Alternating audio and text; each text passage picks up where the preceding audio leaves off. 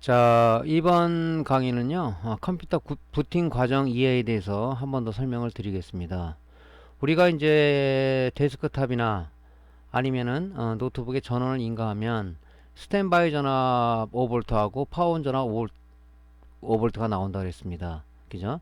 그거는 뭐냐면 어떤 장치를 동작시키기 위한 대기 전압, 그죠? 대기 전력을 기본적으로 공급해 준다. 그죠?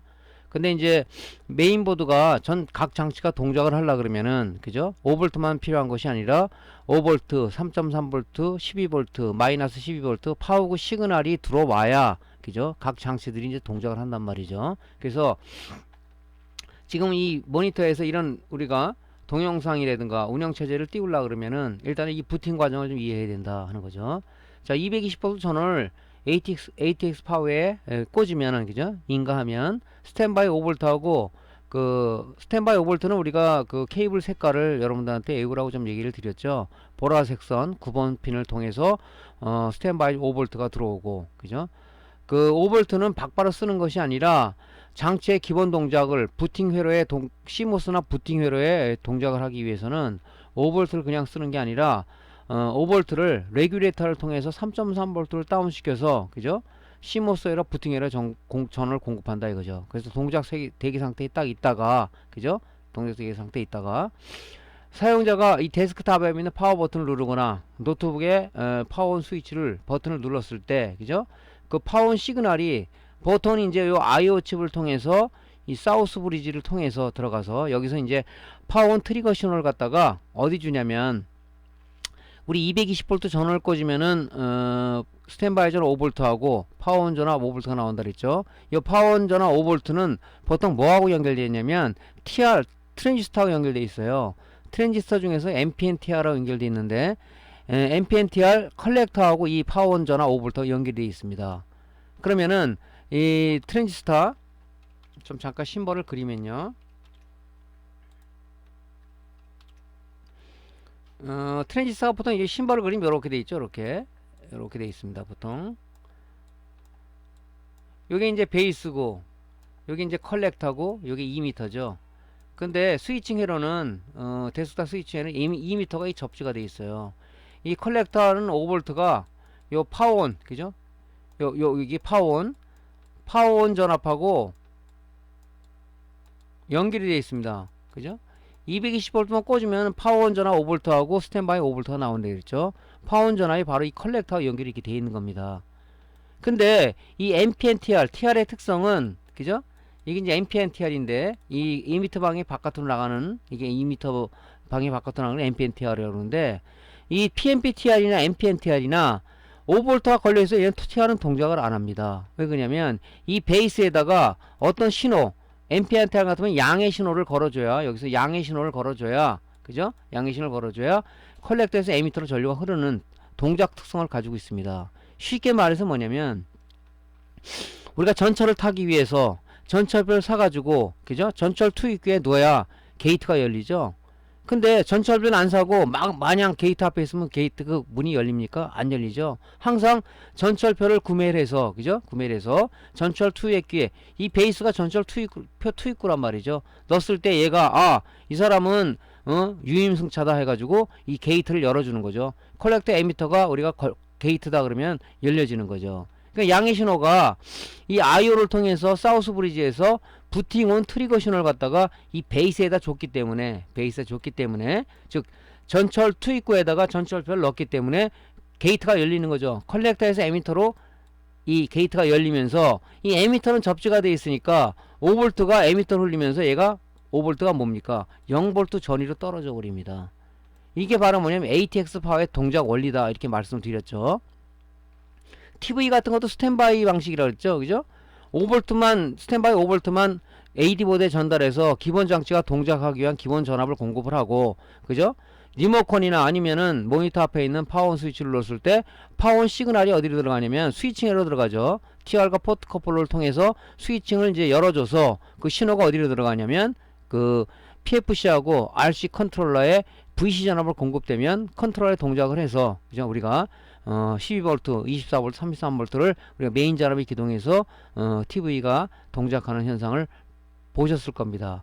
이 데스크탑도 마찬가지예요. 이게 ATX 파워는 전이차를 이용한 것이다. 5V가 대극이다 0V가 떨어지면은 파워가 동작하고 0V에서 다시 5V로 올라가면 전이차를 이용한 거, 고전위를 가면 파워가 정지를 해버리고 하는 그 동작 원리를 이용한 거다 이거죠. 이렇게 구조가 돼 있어요. 그죠? 자, 그리고 이제 ATX 파워가 동작을 해서 맨 처음에 220V만 꽂으면은 스탠바이전 5V하고 파워온 전압 5V만 나오다가, 그죠? ATX 파워가 이제 이 스위칭 신호를 받아가지고 동작을 하다 보니까 이제 메인 전압이 기동을 하는 거죠. 그래서 5V, 12V, 3.3V, 마이너스 12V, 그 다음에 파워구 시그널이 이제 동작을 하는 거죠. 근데 파워구 시그널은 바로 공급되는 게 아니라 약간의 시간차를 두고 메인보드 파워 커넥터 뭡니까? 회색 단자, 그죠? 8번 핀을 통해서 파워구 시그널이 들어가는 거죠. 그죠? 여기서 보면 ATX 파워가 기동한 후, 그죠? ATX 파워로부터 8번 회색 핀을 통해서 보통 이제 5V가 들어가는데 3에서 5V의 파워구 시그널이 들어갑니다. 이 파워구 시그널은 뭐냐면요, 이 메인보드가 동작하기 위한 기본 신호로 쓰는 겁니다. 기본 신호로. 근데 파워가 다 정상인데 파워구 시그널이 안 나온다 그러면 메인보드가 동작을 안 하겠죠. 그래서 이 파워구 시그널은 메인보드를 동작시키는데 굉장히 중요한 신호를 쓴다. 그래서 PG 신호 또 내지는 파워구 시그널 이렇게 얘기합니다. 그래서 그 신호가 어디로 들어가냐면 CPU 노스 사우스, 물론 뭐 바이오스 쪽으로 들어가겠죠. 그래서 일단은 그쪽으로 분배돼서 공급대에 들어가고, 사우스 브리지를 통해서 얘를 통해서 여기 바로 클럭 제너레이터, 어제 공부했죠. 클럭 제너레이터에 PG 신호가 공급되는 거죠.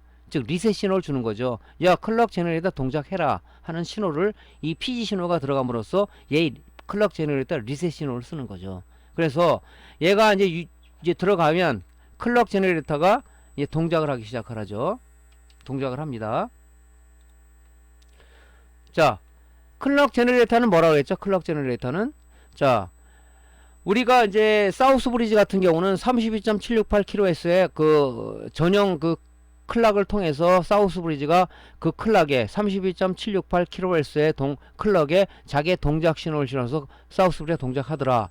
근데 그 위에 장치들은 너무 많기 때문에 메인보드 이제 설계한 사람이 그렇게 설계를 했겠죠. 야, 고정 주파수, 보통 이제 클럭 제너레이터가 받는 고정 주파수는 14.318MHz의 고정 주파수를 받습니다. 걔를 받아서 이 클럭 제너레이터라는 얘기가 뭐냐면 이 내부에서 14.318MHz의 고정 클락을 받아서 이 클락 제너레이터가 주파수를 확대하거나 축소를 해서, 즉 주파수 분할을 한다고 얘기를 합니다. 분할을 해서 각 장치에 공급을 하는 거죠. 그죠? CPU도 공급하고, 뭐 PCI 익스프레스 16 슬롯도 공급하고, PCI 익스프레스 1 슬롯도 공급하고, PCI 슬롯도 공급하고, 무슨 뭐 메모리도 공급을 하고, 이게 공급을 할 겁니다. 그죠? 이렇게 해서 이제 각 장치에 클럭 신호가 전송되는 거죠. 그죠? 그 다음에 사우스 브리지에 이제 내부에 리셋 모듈인데 걔가 동작을 해서 이제 사우스 브리지를 비롯한 각 하드웨어가 이제 리셋되는 거죠. 리셋된 후에 이제 클락이 제공됐으니까 그 클락 신호에 CPU가 신호를 실어서 동작을 하는 겁니다. 이때 CPU가 동작을 하는 거예요. 그럼 CPU가 동작했다고 우리가 그 운영체제가 뜹니까? 아닙니다. CPU가 동작되면 먼저 CPU가 어떤 신호를 보내요. 신호를 보내서 이 포스트 프로그램 찾습니다. 바이오스에 있는 포스트 프로그램 있죠. 우리가 바이오스는 세 가지 루틴이 안에 들어가 있다. 하나는 뭐냐, 스타트업 처리 루틴과 서비스 처리 루틴과 하드웨어 인터럽 처리 루틴이 있는데, 스타트 처리 루틴 안에 있는 바이오스 그 처리 루틴, 예? 롬 바이오스 처리 루틴, 걔를 찾기를 시작을 해요. 그래서 어떤 주소 신호를 보냅니다. CPU 걔를 찾기 위해서 CPU가 그 어드레스 신호를 노스 브리지로 보내고, 노스 브리지는 사우스 브리지로 보내고, 사우스 브리지는 다시 노스 브리지에 보내고, 뭐 그 CPU를 통해서 이제 그 주변기에 이상이 없다, 그죠? 그런 신호를 받으면은 이제 뭡니까, 사우스 브리지 LPC 버스를 통해서 이제 바이오스에 칩 이네이블 신호를 보내는 거죠.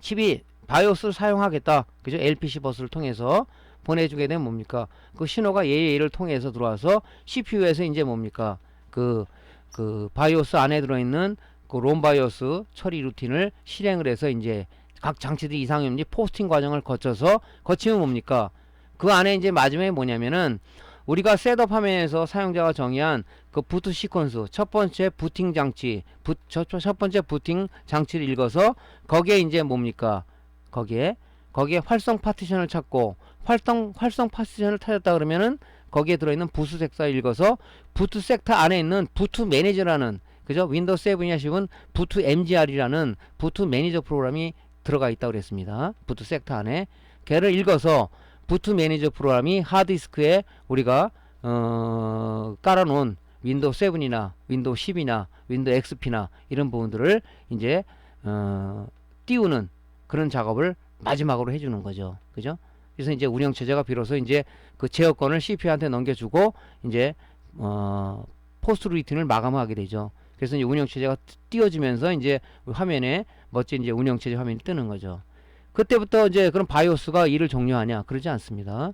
우리가 파일을 읽어라, 프린터 출력하라, 모니터로 어떤 화면을 동영상을 띄워라 하는 것은 항상 CPU와 그 바이오스가 연계해서 입출력을 바이오스가 도와주는 겁니다. 그래서 바이오스 베이직 인풋 아웃풋 시스템이라고 바이오스를 부르는 이유가 바로 그런 거죠. 그죠? 하드웨어 소프트웨어 사회에서 입출력을 관장하는 놈이 바로 바이오스다. 그래서 구동해서 마지막에 우리가 보는 거죠. 이 과정을 여러분이 머릿속에 좀 상기를 하고 있어야 수리할 때 화면 무희 현상이 나오네. 전원은 들어가는데 그럼 어디서 뭐가 동작이 안 되는 거 아니야? 그럼 요걸 연상을 시켜서 하나하나의 과정을 우리가 지금 메인보드에 여러 개 회로가 통합돼서 있다고 그랬습니다. 인터페이스 회로서부터 그죠? 부팅 회로, 시모스 회로, 바이오스 회로 다 배웠죠? 그걸 상기시면서 우리가 이제 그 뭡니까? 수리를 그죠? 고장 부위를 찾아내는 그런 작업을 이제 그때부터 해는 거죠. 자, 요 과정을 다시 한번 여러분들한테 상기시켜주는 의미에서 여러분들 말씀을 드렸습니다. 그죠?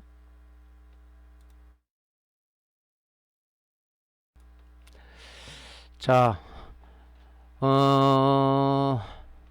오실로스코프 사용법에 대해서 좀 말씀을 드리겠습니다. 의외로 지금 수리를 입문하시는 분이나 아니면 수리를 입문했지만은 그렇게 수리를 많이 안 해보신 그런 그 수리맨 입장에서 오실로스코프에 대해서 잘 모르시는 분이 있어서 전번에도 한번 말씀드렸지만 다시 한번 우리 복습하는 의미에서 공부를 한번 해보겠습니다. 자, 오실로스코프라는 게 뭐냐?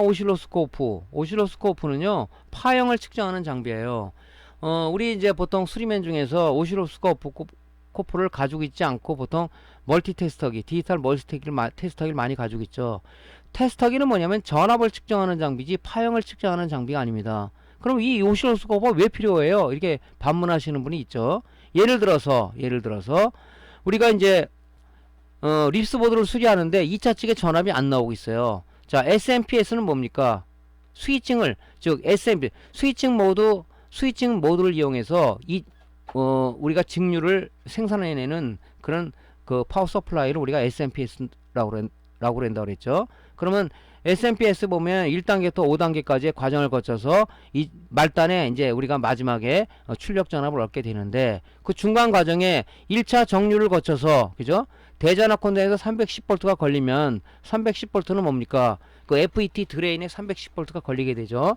그러면 FET TR과 마찬가지로 게이트에 어떤 신호가 들어와야 그죠? 소스에서 드레인에서 소스로 전기가 흐르면서 스위칭 작용을 하더라는 원리를 갖고 있습니다. 그죠? 그래서 게이트에 어떤 온오프 신호, 스위칭 신호를 주기 위해서는 우리가 PWM이라는 소자를 쓰는데 PWM은 뭡니까? 발진 소자죠. 발진 소자. 그죠? 온오프 신호를 주는 거죠. 근데 테스트하게 갖고 재면 전압밖에 안 나와요. 그 펄스 발진, 예를 들어서 스위칭 레귤레이터를 예를 들어봅시다.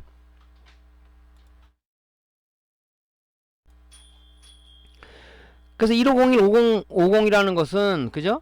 150kHz의 발진 주파수를 가지고 온오프 스위칭 신호를 내는 거죠.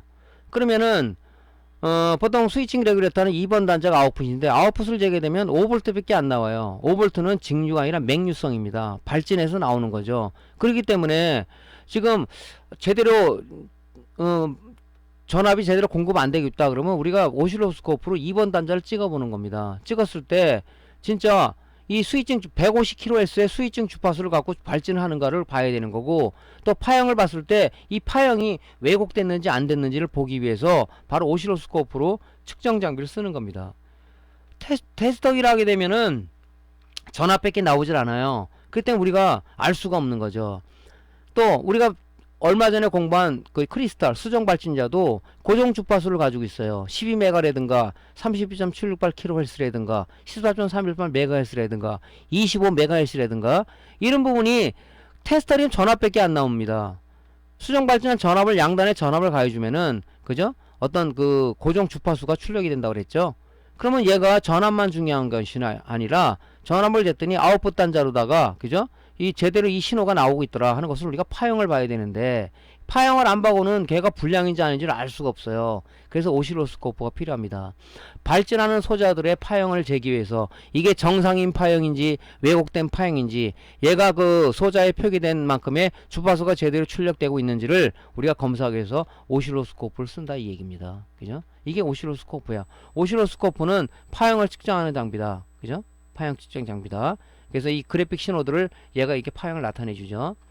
이게 본체고요. 이게 오실로스 본체고 오실로스 본체만 있는 게 아니라 우리 테스트하기 디지털 테스트하기를 사게 되면 반드시 그 프로브가 오죠. 빨간색 적색 리드봉과 검정색 마이너스 리드봉이 나오죠. 얘도 마찬가지예요. 이 프로브가 있는데 여기 보면 이 악어 클립은 이 접지부예요. 그죠? 테스트하기로 하면 이제 마이너스 검정 접지봉이라고 생각하면 됩니다. 그죠? 여기 클립이 있고 얘가 측정부예요. 그죠? 우리 전압을 잴 때 테스트하기에서 적색 리드봉을 갖다가 소자에 대죠. 전압 칠 때 그런 부분에 생각하면 됩니다. 그죠? 요게 이제 그 측정부예요. 접지에다가 물리고 전압을 갖다가 아니면 발진 소자 얘 PW입니다. 그러면 아웃풋 단자 그죠? 발진을 내는 거기다 얘를 찍었을 때 여기에 우리가 화면에 멋진 파형을 우리가 이 출력하는 걸 보셨겠죠, 여러분들? 찍었더니 파형이 이런 파형이 나오더라. 여기서 이런 파형이 그러면 제대로 나오고 있구나. 우리가 감 잡고 이제 이건 소자가 불량이다 이게 판정을 하는 거겠죠. 그죠? 그래서 접지부와 측정부가 있다. 그래서 이 항상 프로브는 이 본체는 보통 투 채널이 많아요. 그죠? 여기다는 어떤 전압을 재면서 이쪽에 프로브 두 개를 물려서 여기는 어떤 발진 파형을 잰다든가 이럴 때 쓰는데 보통 수리맨들이 두 개는 안 쓰고 하나만 꽂아서 보통 측정을 해요. 그죠? 어떤 건 발진이 제대로 되는지 전압이 두 개를 측정 동시에 하는 것이 아니라 보통 보면 그냥 하나를 꽂고 그냥 여기다가 측정을 합니다. 그래서 여기다가 이제 요 프로브 본체 요 프로브 측정부를 여기다 꽂고 이제 접지를 이제 우리 측정하는 그 전자기기에 접지에 물리고 측정을 하게 되겠죠. 자, 요렇게 구조가 되어 있습니다. 그 전면 패널 보면 뭐 오실로스코프는 뭐 메이커마다 좀 위치가 다 틀려요. 근데 보통 이런 구조를 가지고 있습니다. 보통 보면요, 요 밑에 이제 보면 이게 이제 액정 화면이죠. 액정. 옛날에 이제 그 뭡니까 저 아날로그 오실로스코프는 이 액정이 아니라 CRT라고 그래가지고 브라운관이 들어가 있었죠. 그죠? 근데 요즘은 이제 액정이니까 이 액정이 들어가 있는 거죠. 이 디스플레이브라고 얘기를 합니다. 요 밑에는 이제 USB 인터페이스부가 있는데 내가 어떤 파형을 측정을 했어요. 이 파형을 내가 USB 메모리에 저장을 해서 나중에 그 파형을 분석하는 파형을 쓴다든가 아니면은 내가 어떤 파형을 측정을 했는데 도저히 모르겠다 그러면 외부 기관에 의뢰할 때 USB에 이 지금 측정한 파형을 담아서 뭐 메일로 보낸다든가 그때 이제 쓰겠죠. 뭐 우리 수리맨 같은 경우는 이제 본인이 어떤 매뉴얼을 만들기 위해서도 이 파형을 찍어서 그죠? 찍어서 이제 여기다 담아서 우리가 만들 때도 쓸 수가 있고요. 그래서 이제 요 디스플레이브하고 USB를 꽂을 수 있는 인터페이스부가 있고요. 요 밑에 보면 메뉴 옵션부가 있어요. 메뉴 옵션이라 해서 채널 1 선택했을 때 뭐 각종 메뉴들이 나오는데 요걸 눌러서 우리가 이제 메뉴를 선택을 하는 거죠. 메뉴부가 있습니다. 이게 메뉴부가 있고 메뉴 옵션부가 있죠. 메뉴부가 있습니다. 여기에. 그래서 이제 뭐 어떤 뭐 여러 가지 측정할 때 그다음에 이제 어떤 그 오토 방식으로 할 때 아니면 잠깐 파형을 멈출 때 이런 이제 그 메뉴부가 있고요. 보통 우리가 제일 많이 만지는 부가 이제 수직 컨트롤부하고 수평 컨트롤부예요. 그죠? 수직 컨트롤부. 그죠? 수직 컨트롤부. 이건 이제 전화의 폭을 조정하는 거고 수평 컨트롤부는 뭐 간격 있죠? 어떤 타임 베이스를 조정할 때 쓰는 거고 이 트리거부가 있고요. 여기 지금 말씀드린 커넥터 꽂는 데가 있고 요게 뭐냐면 요거는 이제 프로브를 사게 되면 물론 프로브가 다 교정돼서 나오지만은 잠깐 틀어지는 경우가 있어요. 그 프로브를 보상해서 파형을 파형이 정상적인 파형으로 나와야지. 어떻게 보면 약간 왜곡된다든가 노이즈가 많이 끼게 나온다든가 그러면은 우리가 이제 풀업 보상을 하는 이 커넥터가 있습니다. 이렇게 메뉴가 구성되어 있는데 보통 많이 쓰는 게 보통 보면 수직 컨트롤부, 수평 컨트롤 많이 써요. 제일 많이 쓰는 부분은 요겁니다. 뭐 이거는 말할 것 없이 커넥터는 항상 꽂아 있을 관계는 없는 거고, 요 두 개를 많이 써요. 한번 맞춰 놓게 되면 뭐 거의 변화 없이 쓰게 되는 뭐 그런 그 작업을 우리가 하죠. 자, 수직 컨트롤부 버티컬이라고 하죠. 보통 수직을 버티컬, 수평을 호리젠탈 이렇게 얘기하는데, 수직 컨트롤부는 뭡니까? 어떤 제어를 통해서 디스플레이 수직 측면, 그죠? 이 우리가 이렇게 있다면, 그죠? 이 수직 부분, 이 수직 부분을 조정하는 거죠. 이 수직 부분, 이쪽 수직 부분. 보통 보면 우리가 전압 쪽을 1V 구간을 한다든가 2V 구간을 한다든가 5V를 한다든가 뭐 50mV를 한다든가 이 구간, 이 노브, 수직 컨트롤부 노브를 통해서 돌려서 얘 파형, 이 간격을 갖다 조정할 때 쓰는 거예요. 포지션 노브는 뭐냐면 여기 지금 이 프로브가 있어요.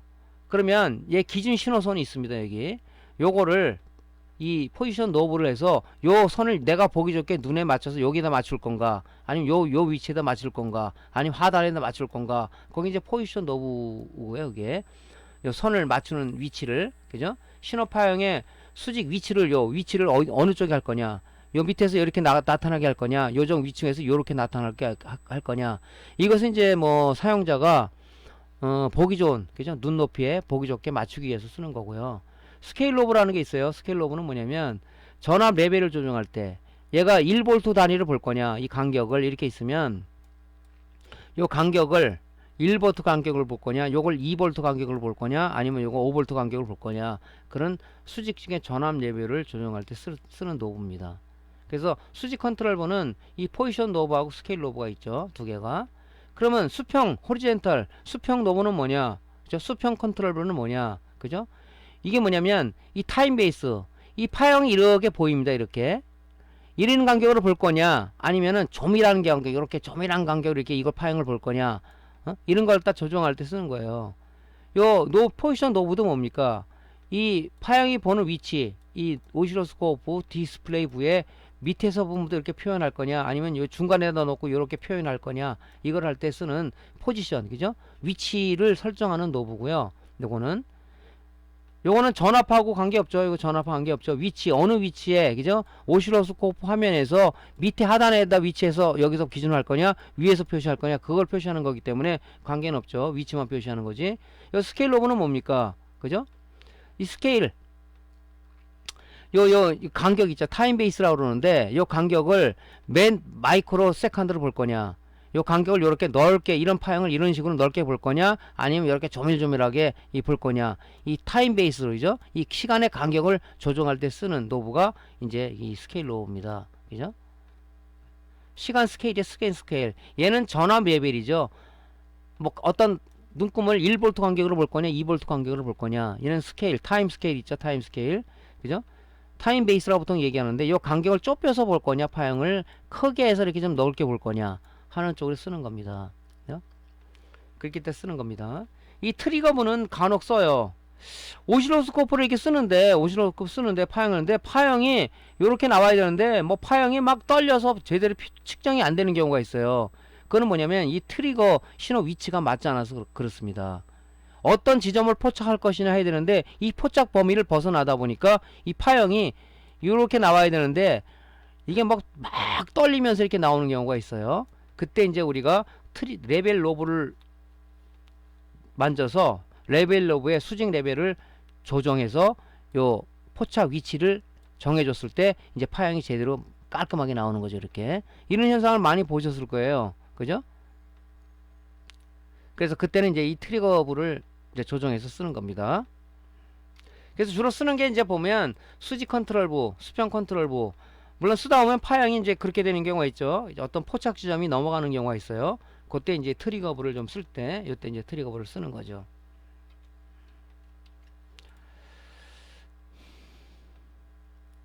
자, 오실로스코프의 프로브의 구조를 보면요. 구조를 보면 보통 우리가 프로브를 사게 되면 이렇게 짧게 나와요. 이게 짧게, 그죠? 여기다가 이제 그 그라운드 클립을 꽂는데 여기다가 일단 물리는 경우에 물리죠. 이 짧기 때문에 보통 이 연장을 이렇게 했었습니다. 왜냐면 여기 너무 짧아서 메인보드 같은 거 쓸 때 여기다 그라운드를 물리고 할 때는 이 짧아요. 그래서 프로브를 대기가 할 때 좀 약간 땡기는 경우가 있죠. 그래서 요 부분을 잘라서 그죠? 이렇게 연장 케이블 연결해서 씁니다. 그러니까 보통 연장해서 많이 쓰죠. 이렇게 안 쓰고 이렇게 연장해서 쓰는 거죠. 이제 BNC 커넥터라고 해서 이제 그 커넥터에 꽂는 거고요. 요게 이제 프로브 쪽이고, 요거는 이제 뭐냐면 내가 1비율을 할 것이냐 10비율 거냐 감쇄 선택 비율 스위치입니다. 이게 위로 올리면은 10배율, 밑으로 이렇게 내리면 1배율. 그래서 이제 보통 뭐 전압이 500V가 넘어간다 그러면 이제 10배율로 놓고 우리가 보죠. 그렇지만 파형이 이렇게 이제 오실로스코프가 있으면 이게 전압이 이렇게 해서 여기에 표시가 되는데, 이게 전압이 높다 보면은 이 파형이 넘어가 버리니까 화면에 아무것도 안 나타나요. 이게 이렇게 나타난다고. 이걸 그때 우리 10배율로 놓으면은 파형이 어찌 딱 나타나겠죠. 그때 이제 우리가 이 감쇄 비율 선택 스위치, 즉 예를 들어서 1비율로 할 거냐 10비율로 할 거냐 그런 측면에서 쓰는 거죠. 여기 보정용 트리머라는 게 하나 있어요. 트리머라는 가변 콘덴서죠. 우리가 이제 뭐 오시로스콥 새 걸 사면은 교정이 돼서 다 오지만 이 파형이 약간 좀 이렇게 깔끔하게 이렇게, 그죠? 만약에 온오프 신호다 깔끔하게 이렇게 나와야 되는데 이 신호가 이렇게 하면서 위에 노이즈가 낀 마냥 이렇게 나온다 그러면 이제 우리가 보정용 트리머를 돌려서 이제 요 파형을 좀 고르게. 아무래도 이제 디지털 오시로스코프는요 이 파형이 좀 거칩니다. 여기가 이 직선도 있지 않습니까? 이렇게 여기 이렇게 노이즈가 낀 마냥 이렇게 보여요. 니플 같이 보인다고요. 근데 아날로그 오시로스코프는 이제 그걸 선호하는 사람 보면 이 파형이 굉장히 깔끔해요. 이 노이즈 이런 거친 파형이 아니라 굉장히 매끄러운 파형이 보기 때문에 보통 이제 뭐 아날로그 오시로스코프를 선호하는 사람도 아닌 게 아니라 많은 것 같습니다. 자, 후크 커버는 여기다 꽂아가지고 우리가 보정을 할 때 쓰는, 보통 많이 씁니다. 그래서 아까 거기 앞 화면에 보여드린 거, 여기 보여드린 거, 여기다가 이제 프로 보상 그 후크를 걸어가지고 후크를 걸어서 이제 우리가 그 어떤 그 보정을 하는 거죠. 보정. 그때 쓰는 거죠, 이게. 그때 이제 요걸 씁니다. 그래서 구조는 요 부속품들은 요렇게 가지고 있어요. 그죠? 그래서 어떤 분은 뭐 1비율에다가 파형이 탁 넘어가니까 아유 무엇이 고장 나는 거 아니냐. 고장 나지는 않습니다. 파형이 넘어가서 보이지 않는 거지 관계는 없습니다. 근데 이제 좀 주의를 할 필요는 있겠죠. 뭐 오시로스코프 설계한 사람들이 뭐 어떤 안전 장치를 내부적으로 보호회를 만들어서 하면 그런 거 좀 저가 같은 것도 안 돼 있을 수 있다는 얘기죠. 그러니까 여러분들 측정할 때 1비율로 할 거냐 10비율로 우리가 선택해서 할 거냐 하는 것은 좀 감안해서 여러분들이 선택을 좀 해야 되겠죠. 자, 프로 보상 방법. 물론 오실로스코프를 새 걸 사게 되면은 메이커에서 프로 보상을 해서 파형이 깔끔하게 나옵니다. 그죠? 이 파형이 이런 식으로 틀어졌다 그러면 측정될 때 그 내가 생각하지 않은 파형이 나올 수가 있어요. 그래서 이 프로브를 그죠? 보상을 하기 위해서 우리가 이제 그 아까 말한 후크를 그죠? 보상 커넥터에다 연결 쓰는 거죠. 자, 프로브 BNC 케이블 있잖아요. 그거를 오시로스코프 채널 1에다가 보통 채널 1에다 꽂는다 그랬죠. 연결한 다음에 감쇄 비율 선택 스위치를 10X로, 그러니까 스위치가 있으면 맨 위에가 10배율이죠. 거기다 놓고 오시로스코프 전원을 온합니다. 오실로스코프 전면편에 보면 채널 1 스위치를 누르면 메뉴 버튼이 있는데 걔를 그 메뉴에도 물론 우리가 프로브에도 그죠? 감쇄 선택 스위치를 10배율로 놓는 것도 중요하지만 이 오실로스코프 자체에도 메뉴 버튼에서 걔를 10X로 같이 놔야 돼요. 그죠? 똑같이. 어떤 분은 이제 감쇄 선택 스위치를 10배율로 놓고 오실로스코프 본체에서는 설정도 안 해놓고 쓴다 그러면 아무 소용이 없죠. 그 다음에 이제 뭡니까? 프로브에 후크캡을 삽입을 해서 후크캡을 놓고 보상 커넥터에다 후크핀을 갖다 연결하고 뭐 그라운드 클립을 보상 커넥터에 연결한 다음에 오토 버튼을 누르게 되면 구형파 신호가 나타나는 거죠. 프로브의 그 오시로스코프 상단에 보면 메뉴부에 오토 버튼 있죠. 걔를 누르게 되면 이런 구형 파형이 나타나는데 메이커에서 제대로 파형을 우리가 보상을 했다면 이런 파형이 나타날 거예요. 근데 보상이 제대로 안 하고 중간 오는 유통 과정에서 어떤 뭐 조금 어떤 게 이렇게 틀어졌다 그러면 뭐 이런 파형이 나온다든가 이런 파형이 안 되겠죠. 이런 파형이 나와야 돼. 온오프 디지털로 이제 0 값이냐 1 값이냐 1값이냐 0값이냐 1값이냐 0값이 나타나야 되는데 여기 보면 이게 이 파형이 0도 아니고 1도 아닌 값이 나타난다. 이런 파형이 나타난다. 그러면 이거는 왜곡된 파형이죠. 그래서 우리가 정확한 파형을 검출하기가 어렵다. 그래서 항상 프로브를 왔다 그러면은 적절한 보상이 되어 있는지를 우리가 이제 이런 단계를 거쳐서 이런 파형으로 맞춰줘야겠죠. 거기 보면 프로브에 보면 트리머가 있다고 그랬죠. 트리머를 드라이버로 돌려가지고 요런 파형이 나오도록 맞추는 겁니다. 그래서 요런 것들은 우리가 이제 과보상된 파형이라고 그런다. 보상이 너무 과하게 됐다. 그죠? 이게 올라갔잖아요, 파형이. 요거는 뭡니까? 언더, 저보상이다. 이 파형이 너무 밑으로다가 보상이 돼 있다 이거죠. 요게 바로 뭐냐면 우리가 원하는 적절한 보상이다. 우리가 원하는 스탠다드 파형이 바로 적절한 보상된 파형이다. 이렇게 우리가 맞춰줘야 돼요. 보통은 다 이렇게 맞춰져 있습니다. 근데 이제 우리가 뭐 사용 도중에 뭘 잘못 만져서 이게 보상이 안 돼서 어느 날 파형을 측정했더니 파형이 도대체 이건 뭐 이상한 파형이 나와요. 그때는 여러분들이 이 프로브 보상을 한번 해줘야 된다 하는 겁니다. 그래서 이제 구형 파형이 이렇게 나타나면 그 보정용 트리머 있죠. 프로브에 있다 그랬죠. 보정용 트리머를 살살살 돌려서 여러분들이 이제 맞춰줘야 된다 하는 겁니다.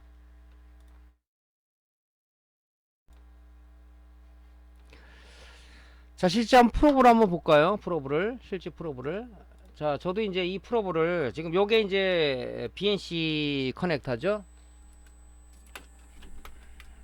요게 이제 오시로스 본체 꽂는 이게 BNC 커넥터죠. 요걸 꽂고 이게 이제 프로브가 맨 처음에 샀을 때 이렇게 짧아요. 요걸 제가 이렇게 연장을 한 겁니다. 이렇게 연장을 이 접지부에 물리기 위해서 이게 접지부죠. 이 악어 클립이 접지에 물리고 하기 위해서 쓰는 겁니다.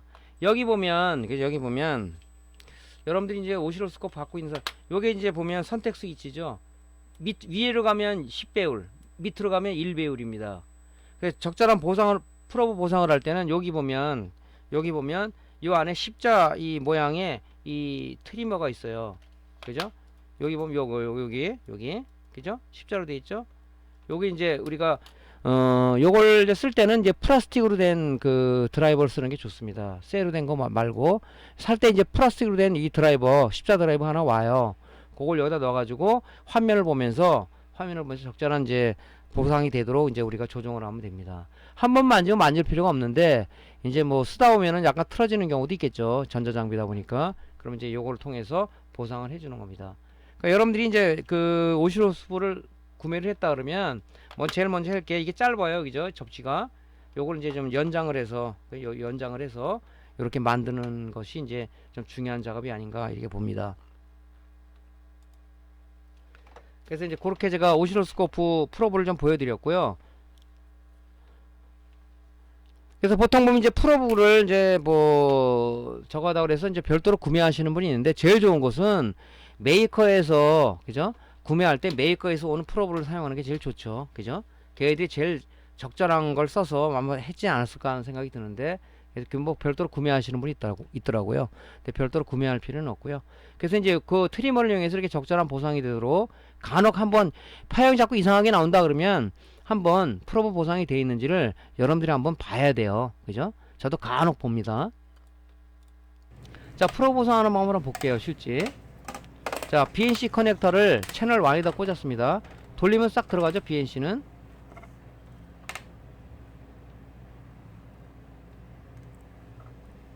자, 저 앞에다 요 후크 케이블 꽂아놨죠. 후크 케이블. 후크.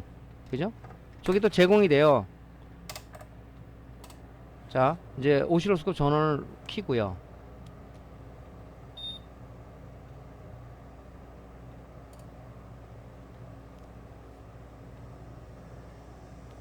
자, 채널 1이니까 거기에서 프로브를 지금 X1으로 돼 있죠. 1배율로 돼 있죠. 걔를 이제 노브를 돌려서 10X로 맞춥니다. 10배율로 맞춰 놓고요.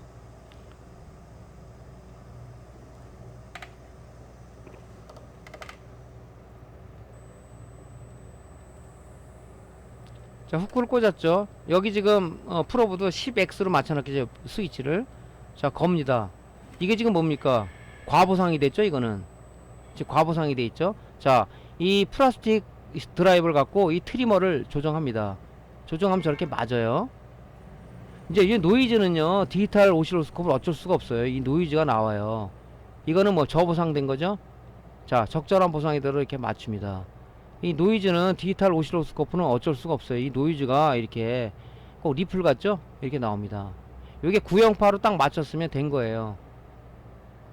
이거 어찌 맞춥니까? 얘기하시는 분이 또 있어요. 이건 어쩔 수가 없어요. 오실로 디지털은 이 파형이 깔끔하지가 못합니다. 자, 이래서 이제 그 프로브 보상을 하는 거고요. 요건 아셨겠죠? 자, 먼저 제일 중요한 것은 채널 안에 맞추고 메뉴 버튼을 눌러서 얘를 오실로스코프 본체를 10배열로 맞춰 놓고, 요 지금 그 프로브 쪽에 선택 감쇄 선택 스위치를 10X 위로 당겨 놓고, 그 다음에 후크 케이블을 여기다가 커넥터 쪽에 걸고, 그죠? 그 다음에 파형이 오토를 누르면 파형이 나타나는데, 오토 버튼이죠? 메뉴부에 오토 버튼을 누르면 파형이 나타나는데, 그걸 봐서 과보상이냐 저보상이냐 그걸 봐서 트리머를 돌려서 플라스틱 드라이버로 이 트리머를 돌려서 적절한 보상이 되도록 우리에게 맞춘다. 이 상태에서 이제 여러분들이 측정이 가능한 거예요. 아까처럼 과보상이 됐다든가 저보상이 됐던 상황에서 측정하게 되면 우리가 원하는 파형을 얻을 수가 없다. 그죠? 그런 겁니다. 자, 그럼 이제 전자수와 전압 측정을 하는데, 보통 우리가 이제 오실로스코프 보통 테스터로 많이 하는데, 보통 오실로스코프로 찍으면서 이제 보통 우리가 이제 이 파형 측정을 하죠. 전압 측정을 하죠. 자, 우리가 전압 측정할 때 보면 이제 레귤레이터 LM117 1.8, LM117 3.3이라는 건 뭐냐면 여기 LDO 레귤레이터라고 그랬죠. 그죠? 어떤 입력과 출력 그 전압 차이가 별로 많지 않은 데는 보통 로우 드랍 아웃 레귤레이터를 많이 쓴다고 저게 교육 시간에 말씀을 제가 드렸죠. LM117 1.8은 뭐냐면 입력으로 5V를 들어가서 내부의 레귤레이션 동작을 통해서 아웃풋 1.8V를 출력하는 전원 소자고요. 117 3.3은 뭐냐면 입력 5V를 받아서 내부의 레귤레이션 동작을 통해서 아웃풋으로 3.3V를 출력시키는 하나의 전원 관리 소자입니다. 이거에. 그래서 데이터 시트를 찾아오면은 인풋 아웃풋 그라운드가 있어요. 그죠? 얘 핀맵을 우리가 좀 알아야 돼요. 그죠? 근데 레귤레이터는 이 핀맵 위치가 틀릴 수가 있다고 그랬죠. 여기 보면 LM1117이란 그 레귤레이터를 보면 1번 단자와 2번 단자 3번인데 2번과 여기 보면 방열판 쪽은 연결되어 있는 거죠. 여기를 측정이 되고 이 방열판 부분을 측정이 되죠. 그죠? 여기에 나와 있는 거면 일종의 방열판 역할을 하는 거죠. 열이 나기 때문에 이걸로 방열을 시켜주는 역할을 하기도 합니다. 여기 지금 여기도 단자가. 그러니까 얘는 2번하고 연결되어 있단 말이죠. 그럼 여기서 보면 1번이 뭐냐면 얘가 그라운드예요. 2번이 아웃풋이에요. 3번 인풋이란 말이죠. 그러니까 3번 단자로 5V가 들어가서 내부의 레귤레이션 동작을 통해서 어디로 출력되냐? 요 2번 단자 요쪽으로 출력이 되는 거죠. 그죠? 그래서 우리가 이제 오실로스코프로다가 측정하는 이유는 뭐냐면 테스터로 재면 되지 않습니까? 근데 이 레귤레이터는 뭡니까? 레귤레이션 동작을 통해서 안에 레귤레이션 동작을 하기 때문에 이 스위칭 노이즈가 나올 수가 있어요. 그러니까 우리가 여기 2번 단자에다가 우리가 찍었을 때 파형담은 전압을 측정하면서 리플이 나오나 안 나오나 우리가 보기 위해서 씁니다. 이게 지금 우리 오실로스코프 XY 좌표상에 보면 자 여기가 3.3V라고 가정합시다. 자 요거 LM117 3.3을 쟀어요. 아웃풋을 했더니 이게 나오면서 여기에 리플이 이렇게 많이 들어가더라. 이런 식으로. 그죠? 이거는 뭡니까? 리플이라는 것은 원래는 파형이 이렇게 나와야 되는데, 물론 오실로스코프는 뭐 노이즈가 좀 낀다고 그랬죠. 근데 그 이상의 노이즈가 나오고 있다는 것은 얘가 소자가 문제든가 아니면 입출력단에 연결된 이 콘덴서 두 개가 문제든가, 그죠? 용량감 문제든가 해서 이 리플이 나오는 건데, 리플을 보기 위해서 우리가 오실로스코프로 보통 전원 소자를 측정을 합니다. 리플은 뭐라고 그랬죠? 리플은 직류 성분 속에 포함된 교류 성분을 리플이라고 그래요. 리플이 들어가면 이 소자들이 전자 회로는 오동작을 합니다. 디지털 회로는 항상 리플을 요구를 하지 않습니다. 항상 직류를 요구하지 리플이라는, 그죠? 아주 그 자기가 제일 싫어하는 교류밥을 원하지를 않아요. 그때 이 리플이 들어간다는 자체는 어떤 순간순간 얘가 뇌사가 올 수가 있다. 그렇기 때문에 우리가 테스트로 재면 되지 뭘 굳이 이거 오실로스코프로 재냐 하는 사람도 있을 수도 있어요. 리플을 보기 위해서 그래, 리플을. 그래서 이게 문제다. 그럼 얘가 이 소자, 즉 이 레귤레이터가 문제인가 아니면 앞뒷단에 있는 콘덴서가 문제인가, 여러분들이 이제 판단을 하셔야 되겠죠. 그래서 이제 얘를 우리가 교체를 하거나 콘덴서를 교체하나 그렇습니다. 근데 이 레귤레이터라는, 이게 리니어 레귤레이터는 두 가지가 있다고 그랬죠. 드랍아웃 레귤레이터하고 LDO 레귤레이터가 있다는데 이 리니어 레귤레이터는 열이 많이 나기 때문에 얘 용량 감퇴가 많이 돼요. 그래서 TV, 모니터 또는 뭐 메인보드 이런데 아주 단골 메뉴를 많이 나옵니다. 얼마 전에도 이제 수리가 하나 들어왔어요. 모니터 겸 이제 TV인데 TV를 보는 그 뭐 32인치가 들어왔는데 동작을 잘 안 하더라고요. 그래서 제가 이제 AD 보드를 보니까 레귤레이터가 많이 있어요. 쟀더니만 출력 전압이 그 표시된 뭐 1, 2, 3.3.3이 안 나오고 뭐 2.8V 막 떨어지고 있더라고. 그래서 콘덴서가 문제인가? 콘덴서가 문제가 아니에요. 그래서 가만히 보니까 요게 좀 열화가 돼 있더라고요. 요 다리가 이게 열이 받으면요 이게 구리 재질이 되기 때문에 요 구리를 갖다 우리 연탄불에다 올려놓으면 구리가 어떤 색으로 변하죠? 약간 보라색을 띱니다. 그죠? 걔가 산화가 돼가지고 요 다리가 좀 약간 보라색을 좀 약간 띄고 있더라고요.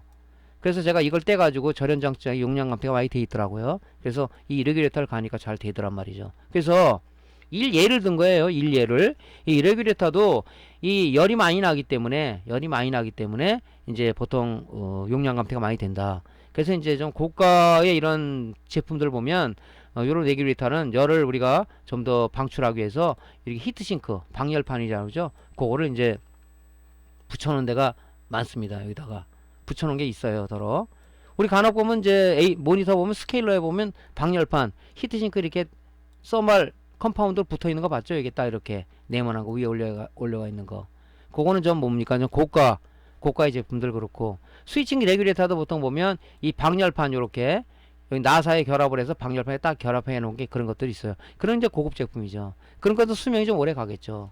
왜 이게 용량 감퇴가 되냐면 열을 받으면 이 안에 비록 다리는 세 발이 나와 있지만 안에는 보통 보면 뭡니까? 이 보시면은 뭐 콘덴사도 들어가 있고 저항도 들어가 있고 뭐 다이오드 이런 거 들어가 있어요. 이런 소자들이 오래되면 용량 감퇴를 일으킨단 말이죠. 영구히 쓰는 게 아니잖아요, 얘는. 그렇기 때문에 열을 받으면 콘덴사도 열을 받으면 용량 감퇴가 되죠. 특히 전해 콘덴서 같은 경우는 이제 드라이업 현상이라고 그래가지고 안에 열을 받게 되면 우리가 내열압이라고 했죠. 콘덴서가 사용할 최대 주변 온도인데 보통 이제 우리가 전해 콘덴서 105도씨짜리를 쓰는데 그것이 이제 열을 많이 받으면 안에 내부에 이제 그 전해액이 끓으면서 그죠? 전해액이 말라가는 현상이 생깁니다. 가스도 발생이 되겠지만 전해액이 말라간단 말이죠. 그죠? 하나의 유전체 역할이 떨어지는 거죠. 전액이 마른다는 현상을 우리가 영어로 뭐냐면 드라이업 현상이다. 드라이업. 하게 되면 용량이 뭐 120 마이크로다 그러면 드라이업 현상이 생기면 80으로 떨어지는 게 막 떨어져 버리죠. 그러면 과연 입력을 통해서 입력의 5V를 콘덴서를 통해서 입력에 공급해주고 이 안에 레귤레이션 동작에서 아웃풋을 제공할 때 콘덴서를 통해서 각종 최종 부하에다가 전원을 공급해 주는데 만약 그런 현상이 일어났다면 어떻게 되겠습니까? 당연히 얘는 정상이라도 입력과 출력을 제대로 받을 수가 없겠죠. 다른 소자에서. 그래서 바로 이 구조가 이렇게 되기 때문에 그렇습니다. 스위칭 레귤레이터도 보세요. 다리는 5발 나와 있지만은 안에 들어가는 회로들은 굉장히 복잡하게 돼 있어요. 그걸 우리가 이 회로를 보호하기 위해서 이 검은 세라믹 막으로 다 이렇게 보호를 해놓고 다리만 이렇게 5개, 3개 빼놓은 거지 실제 안에 구조는 복잡하다는 얘기입니다. 그죠? 그런 것들이 오래되면은 당연히 용량 감퇴가 되겠죠. 그죠? 그래서 이제 그런 리플을 보기 위해서 아까 뭐 발진 파형만 보라고 했지 뭐 이런 전원 수준 테스트하지 왜 이걸 또 뭐 파형식 합니다 이렇게 얘기하는 사람들 때문에 제가 말씀드리는 거죠. 그래서 이제 여기 리플이 나오나 안 나오를 볼 때 우리가 오실로스코프를 쓴다. 그죠? 자, 전원관리 소자 같은 거는 보통 보면 AD 보드를 예를 들어 봅시다. AD 보면 보통 스위칭에 아답터 타입으로 들어가는 것들은 보통 보면 요게 이제 메인 전원부죠. 12V가 바로 들어가는 게 아니라 그랬죠. 자, 콘덴사를 거쳐서 12V가 어디 1번 단자로 12V가 인풋이 됩니다. 그죠? 그럼 안에 발진 회로를 통해서 2번 단자는 뭡니까? 발진 스위칭 회로를 통해서 2번 단자 아웃풋이 나오는데 이 2번 단자는 뭐예요? 2번 단자는 직류가 아니에요. 테스터를 되면 5V만 정확하게 나옵니다. 하지만 2번 단자를 오실로스코프로 찍게 되면은 직류가 아니라 맹류성의 발진 파형이 나옵니다. 발진해서 나오기 때문에. 그렇기 때문에 막바로 이걸 갖다 최종 부하에 얘를 때 못 주는 거예요. 2번 단자를 통해서 뭡니까? 여기 쇼트기 다이오드가 하나 있죠? 쇼트기 다이오드를 통해서 LC 필터를 통해서 얘를 정류를 해서 최종 부하에 주는 거죠.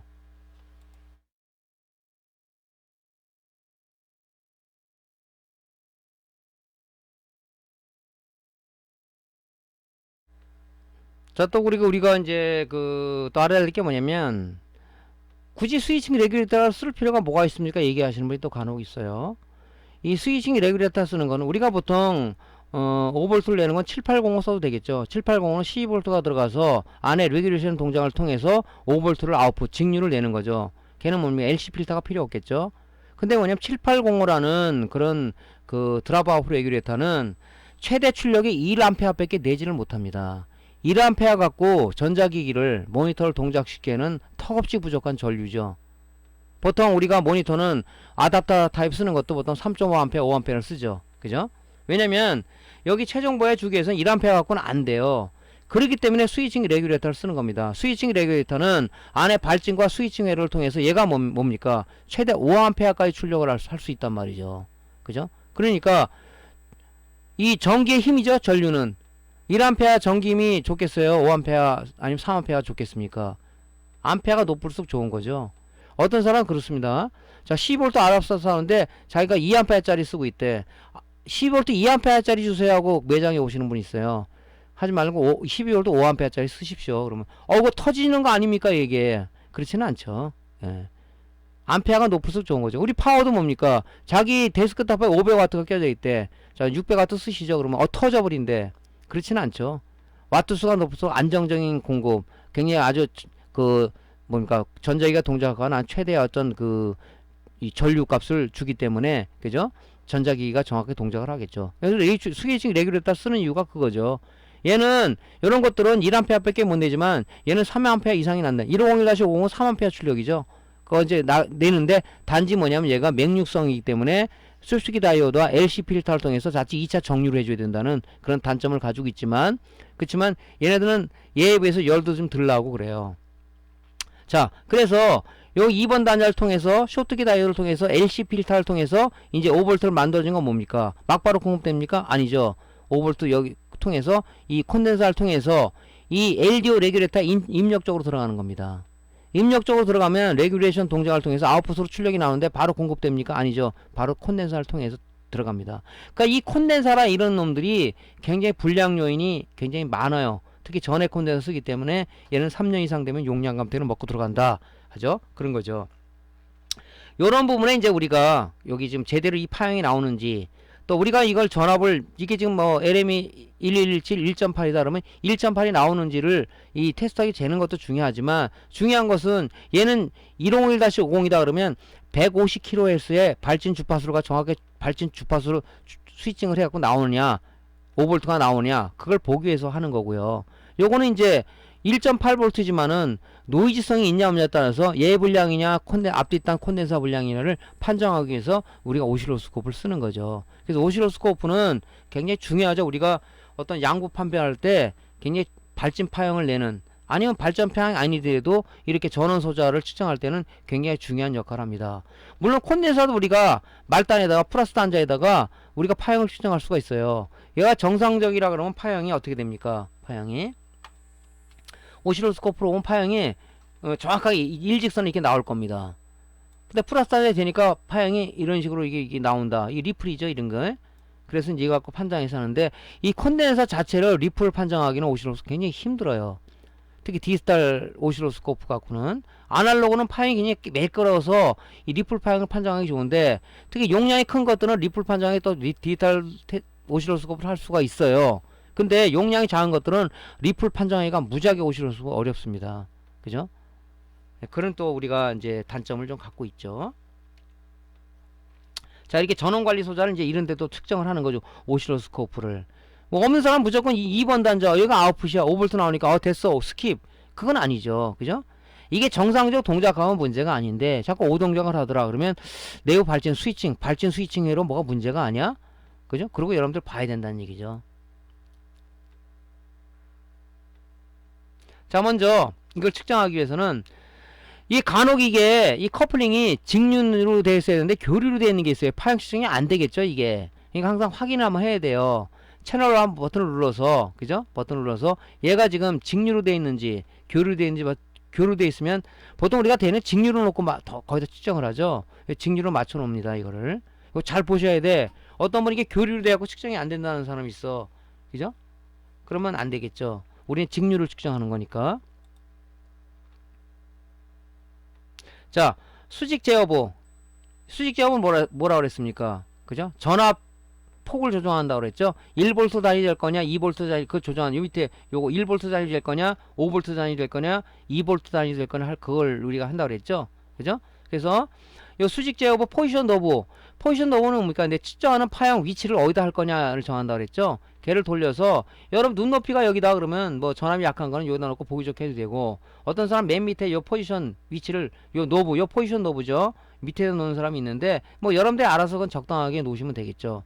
놓고, 그죠? 스케일 노브를 돌려서 지금 여기 LM1117 뭐 1.8이다. 그럼 요거 뭐 1.8V죠.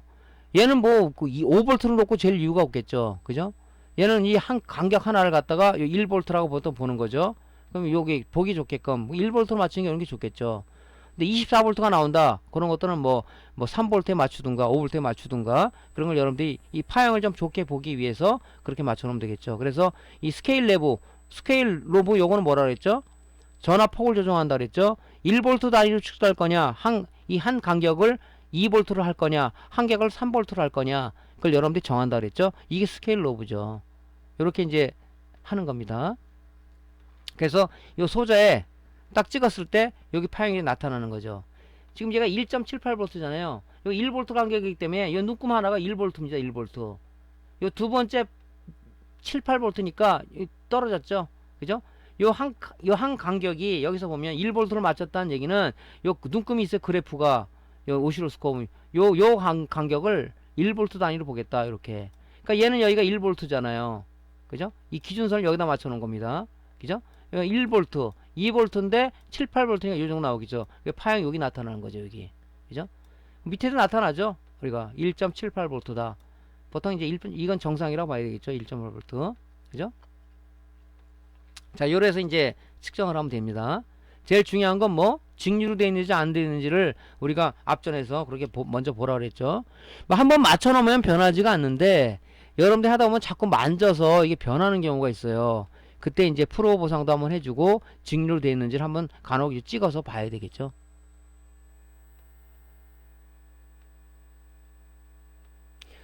자, 수직 제어부 쪽에, 그죠? 버티컬 쪽에, 요 3.3V를 잰다 그러면은, 3.3V니까 그냥 하나 간격 1V로 하면 되겠죠. 그죠? 1V로. 예, 요 포지션 노브를 갖다가 적당한 위치에 놓고요. 보통 밑에다 놨는데, 놓고, 그죠? 스케일 노브를 돌려서 간격을 내가 1V 단위로 측정할 거냐, 2V 단위로 볼 거냐, 그걸 여러분들이 스케일 노브를 돌려서 맞추는 거죠. 그래서 이제 찍었을 때, LM11 3.3 뭡니까? 5V가 들어 3.3V가 나오는데 찍었더니 요 한강 간격이 1V라고 있죠? 1V. 여기서 보면 1V, 2V, 3V, 4V인데 3.3V 이게 나오면서 여기 3.28V로 나오죠. 결과값이 이렇게 나옵니다. 근데 뭐 테스트하기로 해도 돼요. 근데 우리가 보는 것을 리플을 보기 위해서 그런 거죠. 여기 지금 파형이 나왔죠. 요것이 이렇게 나와야 되는데 이 파형이 이런 식으로 널뛰듯이 자꾸 나온다. 그러면 이 소자가 문제든가, 그죠? LDO 레귤레이터 이게 문제든가, 콘덴서가 문제든가, 또 간혹 또 주변 기기에 뭐 치콘덴서 이런 것이 문제돼서 그런 경우도 있으니까, 그렇게 나왔을 때는 우리가 이제 회로 점검을 해야 되겠죠. 그죠? 단순히 요게 지금 전압만 측정하기 위한 목적이 아니다. 오실로스코프는 무슨 장비라고 그랬죠? 제가 서두에 말씀드렸죠. 파형을 측정하는 장비입니다. 파형. 그죠? 그래서 직류 성분 속에 포함된 노이즈, 리플이 있냐 없냐를 우리가 보기 위해서도 얘를 한번 찍어보는 겁니다. 그죠? 리플이 들어간다는 자체는, 그죠? 순수하게, 그죠? 우리 인체에서 피만 공급되는 게 아니라 피 위에 어떤 찌꺼기들이 공급돼서 혈관을 막는 순간 뇌사가 일어날 수 있는 그런 거라도 볼 수가 있다. 그죠? 그런 거라고 볼 수 있어요. 일종의 혈전이지, 혈전. 사람으로 얘기한다면. 자, 그래서 이제 그런 어떤 그 파형을 보기 위해서도 우리 이제 한번 찍어 보는 거죠. 자, 한번 봅시다. 찍는 거. 자, 전원을 넣었어요. 그럼 얘도 오토 방식이죠. 무조건 전압이 나와요. 그죠? 찍어보면 여기도 찍어보면 나온다고요. 자, 1.7, 3.3, 그죠? 여기 스위칭 됐다 2번 단자가 아웃풋이라고 그랬죠. 이렇게 이제 오실로스코프 파형을 찍는 거예요. 자, 직류로 돼 있고요.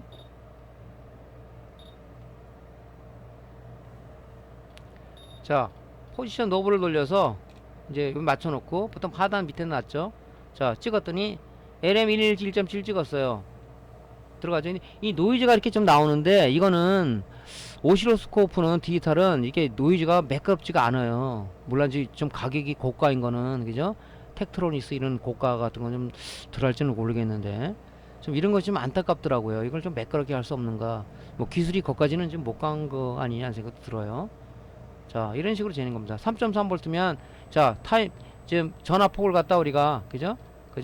스케일을 로블도해서 2V로 맞췄어요. 요 그래프 한 칸 2V로 본다는 얘기예요. 얘는 5V로 본다는 얘기예요. 이거 한 칸을. 그러니까 3.3V니까 요 중간 좀 표시가 되겠죠. 요 밑에 있는 요 스케일 로브를 돌려서 여기 맞춘다는 요 자체는 여기 지금 5V로 맞췄죠. 요 그래프 한 칸을 5V로 보겠다 그런 얘기예요. 그러니까 여러분들이 이제 좀 전압이 높은 거다 그러면 타임 베이스를 좀 이 스케일 로브를 좀 높여서 전압 간격을 좀 높여야 되겠죠. 그죠? 그러니까 이런 식으로 이제 보는 거죠. 자, 이제 오시로스코프를 주로 많이 보는 게 이제 발진파형이죠. 발진파형을 많이 봅니다. 자, 1501-501이라는 스위칭 기록이다. 보통 우리가 이제 모니터에 보면 AD 보드에 많이 쓰죠. 요렇게 이제 SMD 타입의 5발짜리를 쓰는 게 있고 SOIC 8핀 타입의 그 스위칭 레귤레이터를 많이 쓰는데 요렇게 5발짜리보다는 8발짜리 SOIC 8핀짜리를 많이 쓰죠. 역할은 똑같아요. 모양은 틀리더라도. 자, 150kHz의 발진 주파수를 가지고 스위칭을 해서 최종 50이라는 건 뭐냐? 5V의 아웃풋을 낸다는 뜻입니다. 그럼 여기 단자를 보면 자, 1번이 12V 입력 단자, 2번이 펄스 발진을 통해서 나오는 아웃풋 단자, 3번이 그라운드, 4번이 피드백, 그죠? 어떤 2차 측의 출력 전압 변동을 감지해서 항상 일정한 점이 나오게 하는 그런 안정화 회로죠. 5번이 뭡니까? 온오프예요. 얘는 접지가 되기 때문에 온오프 단자는 접지가 되어 있으면 막바로 오토 동작을 해버리죠. 자, 여기 보면 회로가 복잡해요. 이렇게. 그죠? 보면 뭐 코일 들어가 있고 다이오드, 쇼트키 다이오드 들어가 있고 콘덴서에 들어가 있기 때문에 얘들 오래 쓰다 보면 이런 것들이 요 소자들이 용량 감퇴가 되는 거예요. 다리는 비서 5발이 나와 있지만 오래 쓰다 보면 용량 감퇴가 되어 버리는 겁니다. 그죠? 그러니까 얘가 오래 쓰지 못하죠. 또 하면서 열도 나고. 그래서 이제 좀 고가하는 건 여기다가 이 방열판을, 고가의 모니터를 보면 이 방열판이 히트싱크가 딱 이렇게 붙어 있죠. 여기 이런 식으로 붙어 있는 게 있습니다. 그래서 우리가 주로 재는 게 뭐냐, 요 2번 단자의 발진 방향 보는 겁니다. 150kHz로 정확히 나오고 있는지 요걸 우리가 측정하기 위해서 하는 거죠. 5V면 5V 나와요. 5V가 물론 5V도 중요하죠.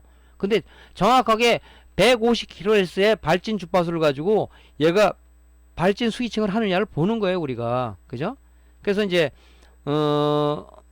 파형을 측정하는 거죠. 그 이제 AD 보드용 발전소 여기 들어가 있다. 이 메인 전원부 12V 전원을 받아서, 그죠? 여기 12V 들어가면 얘 내부의 펄스 발진 스위칭을 통해서 2번 단자 나온다 그랬죠. 여기 많이 쓰죠.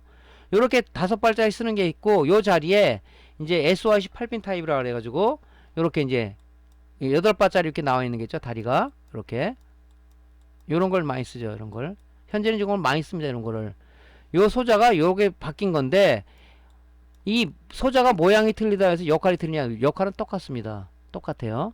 여러분들이 착각하지 마시고 그냥 같은 거라도 보고, 요걸 이제 데이터 시트를 찾아서 핀맵을 찾아서, 얘도 인풋 단자 있을 거고요. 그죠? 2번이 아웃풋 단자가 있을 거고, 뭐 그라운드 단자 있을 거고, 피드백 단자 있을 거고, 온오프 단자 있을 겁니다. 안 쓰는 건 뭐 노 커넥션이 뭐 안 쓰는 단자겠죠. 그래, 데이터 시트 한번 찾아보시면 되고요.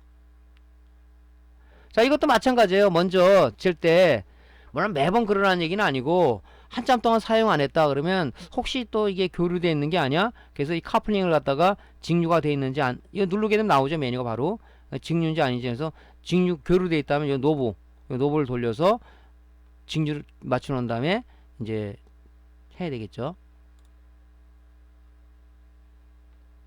포지션 노브도 마찬가지예요. 포지션 노브를 위에다 이렇게 놓으면, 그죠? 요 포지션 노브는 뭡니까? 파형 측정 위치라고 그랬죠? 요 위에다 놓으면 파형이 넘어간단 말이죠. 그러니까 보통 뭐 요쯤에다 놓고 많이 해요.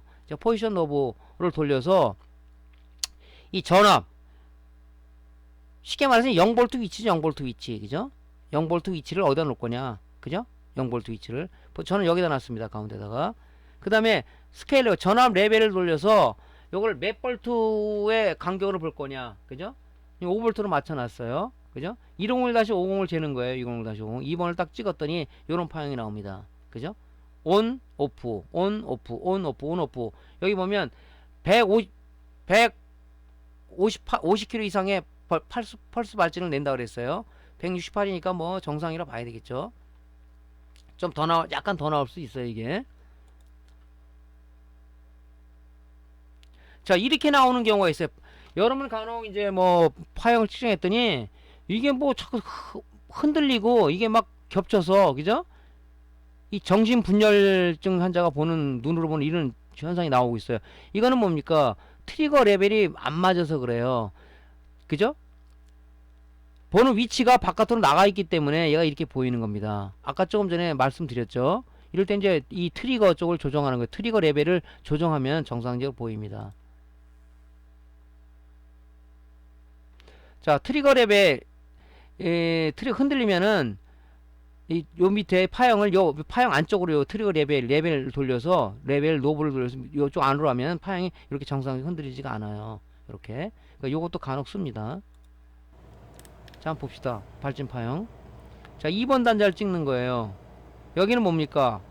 발진 파형이 나온다 그랬죠? 전압도 5V가 나와요. 101-50이니까 발진 파형이 나온단 말이죠. 자, 커플링에서 직류가 돼 있고요.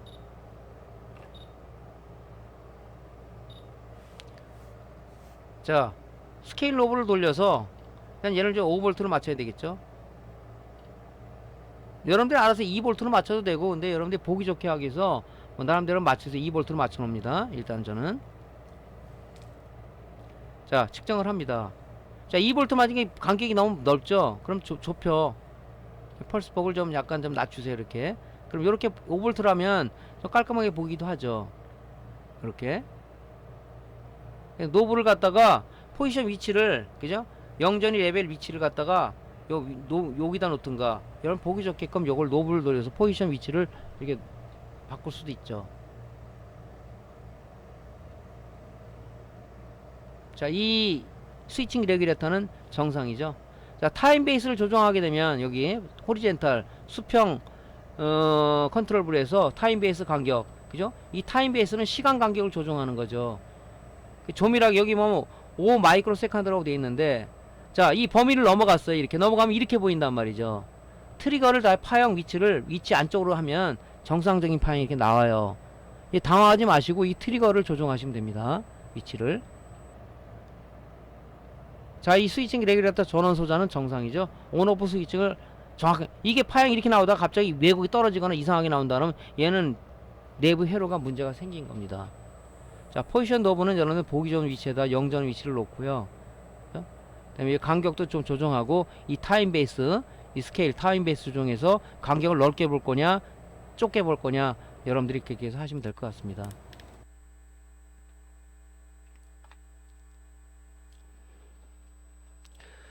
자, 립스보드 쪽에 전압이 파역증 하는 건데요. 보통 립스보드는 그 대전압 콘덴서에 310V를 받아서 PWM과 FET를 통해서 스위치 펄스 발진을 통해서 우리가 이제 그 트랜스 1차측에 넘겨주는 거죠. 그죠? 그래서 우리가 이제 1차측을 될 때는 1차단은 데콘 마이너스가 1차단, 이 트랜스를 기준으로 해서 여기가 1차단이고 얘가 2차단이죠. 1차단 트랜스를 기준으로 해서 좌측 전원부 쪽, 전원과 연결되는 쪽을 1차단이다. 그래서 보통 이 부분을 갖다가 우리가 1차단이 얘기를 합니다. 1차단의 접지는 콘덴서의 마이너스예요. 여기 마이너스. 2차단 접지는 뭡니까? 이 콘덴서라든가 나사 결합하는 부분을 우리가 2차단을 접지라고 얘기를 합니다. 그러니까 접지 우리가 이거 측정할 때는 조심해야 됩니다. 그죠? 자, 이렇게 이제 여러분들이 알으면 되는 거고요.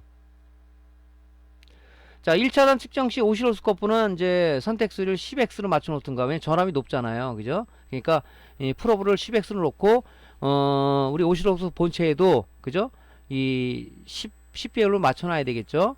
그리고 이제 악어 클립을 요 대전압 콘덴서의 마이너스 부분인데 여기다 이렇게 대기가 그래요. 그러니까 이 마이너스 부분에 이 선을 하나 이 납땜을 해서 요걸 접지선을 하나 끊어 놓으세요. 여기다 악어 클립은 편하겠죠.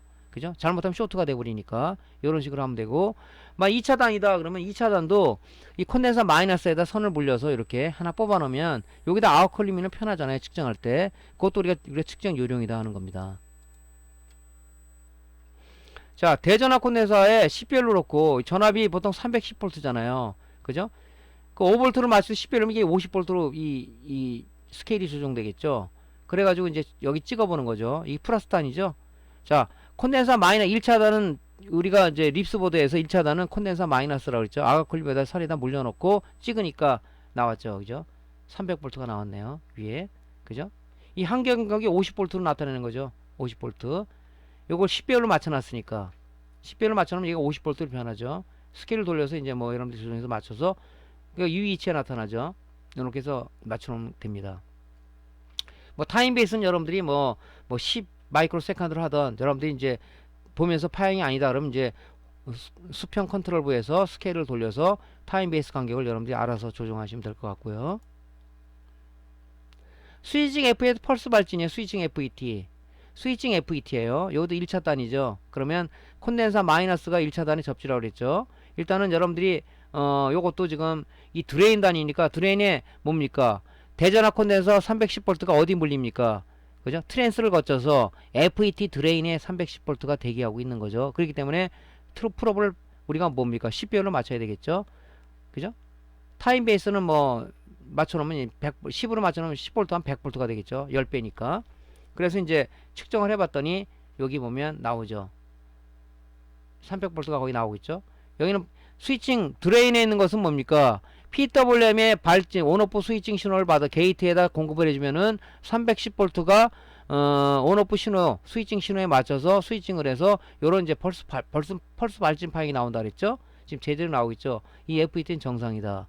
이 파형이 이렇게 안 나오고 이상하게 이건 요렇게 나오고 다음 단계는 이상한 파형이 나온다 그러면 얘는 왜곡된 파형이기 때문에 야 이건 뭐 문제가 있다 하고 조치하면 되겠죠. 요렇게 측정하는 겁니다. 그러니까 제일 중요한 건 뭐 전압이 높은 거는 이 프로브의 이 10X 배율. 여기 지금 밑에가 1 배율이고 위로 올리면 10X라고 그랬죠. 그 다음에 여기도 10배율로 맞춰놓고 측정을 하시면 됩니다. 얘는 여기다 10배율로 맞춰놓고 오시로스코프 1배율로 맞추면 파형이 넘어가 버리죠. 안 나와요. 이 오시로스코프 고장이네. 이렇게 얘기하면 또 곤란하겠죠. 그래서 그렇게 이제 하시면 됩니다. 자, 한번 측정을 한번 해보죠. 자, 여기에 밑에가 1배율, 위에가 10배율입니다. 자, 여기 1배율로 돼 있죠. 요걸 이제 노브를 돌려서 10X로 맞춰야 되겠죠. 예. 그래서 설정을 하시고요. 넓게 보기 위해서 메뉴 버튼을 끕니다.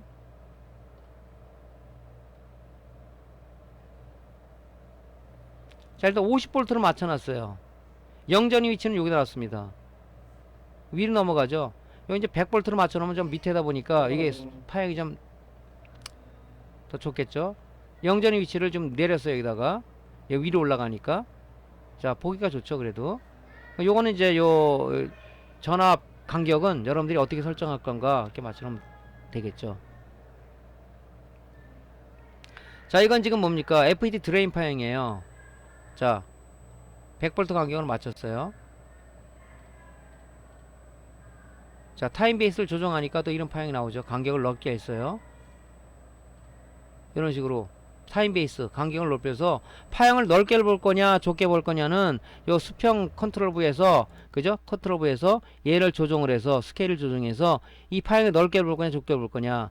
넓게 볼 게 있고 또 좁게 볼 게 있어요. 그럼 요 수평 컨트롤부에서 요 스케일을 조정해서 넓게 좁게 볼 수가 있습니다. 그죠? 여기 타임 베이스 나오죠? 얘는 20 마이크로 세컨드로 지금 보는 거죠. 100V에 전압 레벨은 100V로 놓고 간격을 얘를 이제 20 마이크로 세컨드로 해서 간격을 요런 걸 보는 겁니다. 그죠? 근데 이제 오시로스코프는 이 파형들이 너무 좀 거칠어요. 그래서 저도 어떤 데 짜증나는 경우가 있는데 뭐 디지털 오시로스코프의 특성이 그러니 어떻습니까? 할 수 없죠. 자, 간혹 우리가 이 파형을 캡처하는 경우가 있어요. 이 캡처. 그죠? 화면이 계속 이게 눈에 보이지 않지만 계속 앞으로 나간단 말이죠. 어느 순간에 멈춰서 볼 때가 있단 말이지, 이 파형을. 그때 쓰는 게 바로 이 메뉴부에 있는 이 런 스탑 버튼입니다. 그죠? 자, 파형 측정돼. 어느 시점에 파형을 보고 싶어. 이 런 스탑을 놓으면 이 파란불에서 빨간불로 바뀌어요. 스탑으로. 그럼 파형이 정지되어 있습니다. 그리고 자세히 볼 수가 있는 거죠. 파형이 계속 넘어간단 말이죠. 어떤 파형이. 그건 어느 위치에서 파형을 볼 수가 없잖아요. 그때 얘를 누를 때 쓰는 게 파형을 캡처하는 방법입니다. 자, 현재 이게 이제 파란 버튼이죠. 이 상태에서 이걸 보고 싶다 그러면 이걸 눌러요. 버튼을 누르면 이게 빨간색으로 변해요. 그래서 이 파형이 정지되어 있는 거죠. 더 이상 측정 안 되고, 그죠? 여기서 화면을 멈춰서 이 오실로스코프가 내가 측정 시점에, 누르는 시점에 그 파형을 내가 눈으로 볼 수가 있다 하는 것이 이제 캡처 방법입니다. 자, 봅시다. 이게 키에 되면 얘가 이 녹색 버튼으로 바뀌잖아요. 그죠? 이제 녹색 버튼 바뀌었죠? 내가 어떤 걸 측정을 했어. 벌써 발전을. 근데 어느 시점의 파형을 내가 그냥 고정해서 한번 봐야 돼. 분석하기 위해서. 그죠? 자, 이렇게 측정했어요. 근데 어느 파형, 이게 뭐 이 똑같은 파형이 아니라 중간에 뭐 어떤 파형이 또 나올 수도 있겠죠? 그때 그걸 보고 싶어. 누르게 되면 이게 빨간 버튼으로 해서 이 파형, 이게 멈춰버려요. 그 측정 시점에서. 그럼 이걸 내가 이제 파형을 보고, 이제 이걸 갖고 이제 내가 쓰는 거죠. 보고, 가만있어 봐. 이 상태에서 간격을 좀 넓힐 수 있는 거고요. 그래서 여기 파형이 좀 문제가 있는 것 같은데 하고 좀 자세히 관찰할 때 캡처를 쓰는데 보통은 잘 안 쓰죠. 보통은. 근데 이제 쓸 때가 있습니다. 자, 아까 이제 여기 USB 포트가 있다 그랬죠. USB 메모리에 이 파형을 내가 저장을 하고 싶어요. 그죠? 어떤 사람은 카메라 찍는 사람도 있는데 이제 이렇게 이제 USB 포트가 있는 이 오실로스코프는 여기다 저장을 할 수가 있어요. 저장을 할 수가 있습니다. 그래서 요거를 이제 뭐 어떤 이 오동작을 한다. 그러면 이 파형을 담아서 외부에 의뢰할 수도 있고, 또 이제 보통 매뉴얼 만드는 사람이 있죠. 매뉴얼 만들기 위해서 쓰시는 분들도 있고 또 그렇습니다. 그러면 이제 그 사람들 그런 걸 위해서 이제 저장을 하는 거죠. 자, USB 메모리 삽입을 해요. 여기다가. 그럼 여기 이제 메뉴부에 보면 스토리지 버튼이 있어요. 스토리지. 이 스토리지 누르게 되면 요런 게 나와요. 그죠? 그럼 파형수 버튼을 누르는 거죠.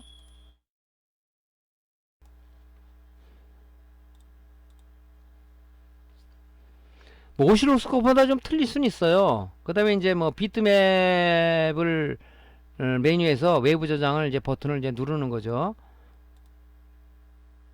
그러면 이제 이렇게 나와요. 그러면 이제 새 파일을 눌러갖고 새 파일을 누른 다음에 파일 이름을 갖다 선택을 하는 거죠. 노브를 돌려서, 그죠? 선택 버튼을 해가지고 이 저장을 누르면 이제 여기 저장이 되는 겁니다. 이게 오실로스코프가 이제 리골이라는 이 모델을 기본으로 바탕으로 제가 교육 강좌를 만들었기 때문에 테크노닉스라든가 아니면 다른 여러 가지 그 오실로스코프 메이커가 있죠. 거기에 따라서 틀릴 수가 있는데 이 역할들은 비슷해요. 그죠? 예. 이런 식으로 이제 메모리에 담아갖고 메모리에 있는 걸 이제 데스크탑에 띄워서 보면 이 파형이 저장이 돼 있죠. 요걸 이제 여러분이 쓴다든가 그래서 이제 쓰시면 되겠죠. 자, 실제 한번 봅시다. 자, 측정을 했어요. 스토리지 버튼 누르고요.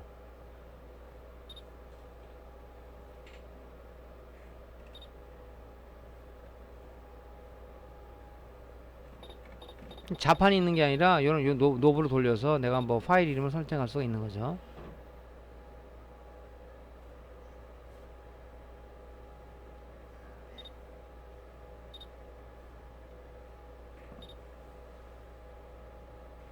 자, 이래서 이제 이렇게 저장을 하는 겁니다. 자, 오늘까지 해서 이제 그 클럭 캐러 쪽이 끝났는데요. 이제 다음번 강좌는 이제 그 리셋해로입니다. 지금 거의 이제 강좌가 메인보드 강좌 끝나고 있겠죠. 자, 그동안 이제 여러분들이 강의 올려놓은 것은 열심히 공부를 해가지고 강좌가 뒤에 강좌를 같이 따라올 수 있도록 여러분들이 많은 공부를 해주시기 바랍니다. 자, 오늘 강좌가 도움되셨으면요, 구독, 그리고 좋아요 눌러주시고요. 다음 강좌 때 다시 뵙겠습니다. 감사합니다.